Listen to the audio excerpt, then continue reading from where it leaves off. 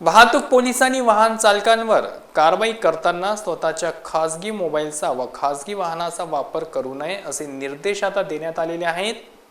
राज्यातील सर्व वाहन चालकांसाठी एक महत्त्वाची बातमी आहे। वाहतुकीच्या नियमांचा भंग झाल्यास तुमच्यावर कारवाई करणाऱ्या पोलिसांनाच आता वाहतूक पोलीस प्रोटोकॉलचा भंग केल्यास कारवाईला समोर जावे लागणार आहे।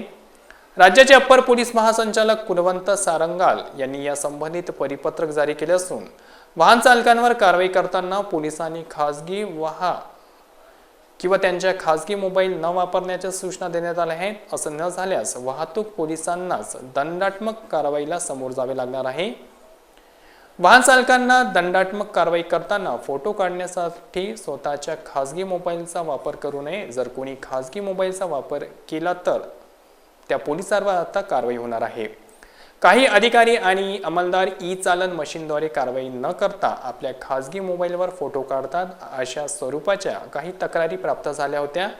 त्यामुळे वाहतूक पोलिसांनी फक्त चालन मशीनद्वारेच फोटो काढणे अपेक्षित आहे। असे न झाल्यास संबंधित पोलिसांवर आता कारवाई होणार आहे।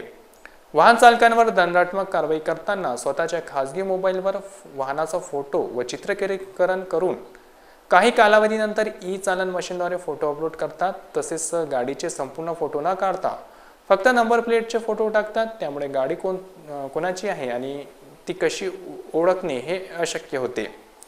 पोलीस अधिकारी अंमलदार यांच्याकडे ई-चालन मशीनबाबत काही समस्या अडचणी असल्यास तशी तक्रार द्यावी, अशा सूचनाही देण्यात आल्या आहेत।